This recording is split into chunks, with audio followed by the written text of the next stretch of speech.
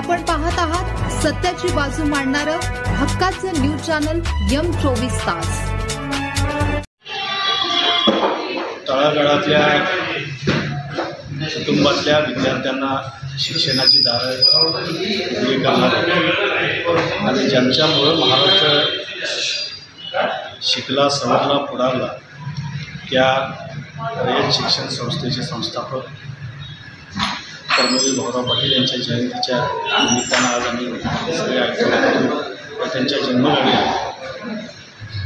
आमच्या परिसरात आयतोडी बुद्रुक हे त्यांचं जन्मगाव आहे। त्याचा आम्हा सगळ्यांनाच फार मोठा अभिमान आहे, कारण कर्मवीर अण्णांचं काम हे जगाला दिशा देणारं काम आहे।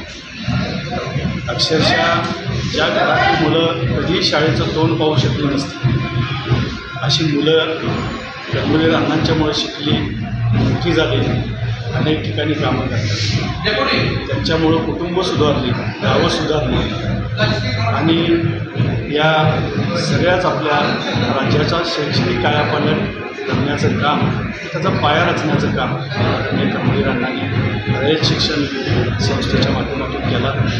मी अण्णांच्या जयंतीच्या निमित्तानं कर्मवीर अण्णांना या ठिकाणी मनापासून अभिवादन पाटील अण्णा यांनी त्याच्या पदस्पर्शाने पावन झालेल्या भूमीमध्ये आज त्यांची 138वी जयंती साजरी होत आहे। ही जयंती अतिशय उत्साहामध्ये आनंदामध्ये साजरी होत आहे। या जयंतीसाठी पंचक्रोशीमधून हजारो लोक इथं आलेले आहेत स्वर्गीय अण्णांचं दर्शन घेण्यासाठी।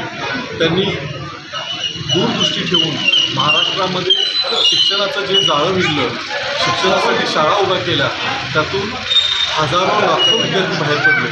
त्यांनी स्वतःचे समृद्ध असे प्रपंच पुढे चालू ठेवले। त्यांना या माध्यमातून खूप ठिकाणी चांगल्या शिक्षणाच्या संधी आल्या। त्यानंतर त्यांनी यामध्ये करिअर करत नोकरीच्याही संधी उपलब्ध झाल्या। या पंचक्रोशीमध्ये असेल, महाराष्ट्र राज्यामध्ये असेल, स्वर्गीय अण्णांचे जे काही शिक्षण क्षेत्रातले कार्य आहे ते कधीच विसरता येणार नाही। म्हणून मी या ठिकाणी माझी परमेश्वरचरणी प्रार्थना आहे, भारत सरकारच्या वतीनं अशा या दूरदृष्टी असणाऱ्या या शिक्षण क्षेत्रामध्ये प्रगती करणाऱ्या स्वर्गीय कर्मवीर भाऊराव पाटील अण्णा यांना भारतरत्न द्यावा ही माझी या ठिकाणी मागणी व्यक्त करतो। आणि या मागणीसाठी आमचे आयतोडी बुद्रुकमधील ग्रामस्थ असतील, पंचक्रोशीतील ग्रामस्थ असतील, सरकारला निवेदन देतील आणि ही मागणी पूर्ण व्हावी हीच माझी परमेश्वरचरणी प्रार्थना आहे। जय हिंद, जय महाराष्ट्र। 22 सप्टेंबर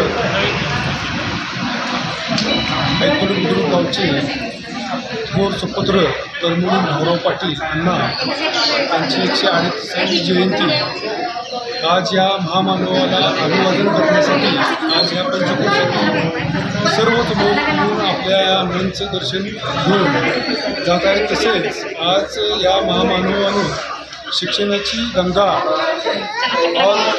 महाराष्ट्रात प्रभावित केली। आज अनेक विद्यार्थी या शाळेतून लाखो विद्यार्थी बाहेर पडले। आज गोरगरिबांची शाळा म्हणून रयत शिक्षण संस्था या संस्थेचा फार मोठा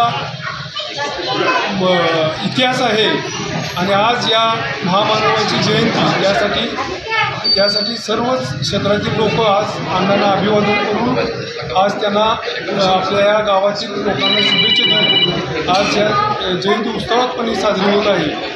आणि आज आता जयराजदादांनी सांगितलं त्याप्रमाणे की आज आपल्या अण्णांचं कार्य एवढं मोठं आहे की त्यांना भारतरत्न पुरस्कार मिळाला पाहिजे। या पद्धतीनं आपण सर्वांनीच आपल्या भारत सरकारकडे मागणी केली पाहिजे की अण्णांना भारतरत्न पुरस्कार मिळालाच पाहिजे आणि अशा पद्धतीने त्यांना हीच आपली श्रद्धांजली ठरेल की त्यांना भारतरत्न पुरस्कार मिळाला पाहिजे। आणि तेवढं म्हणून मला 2 शब्द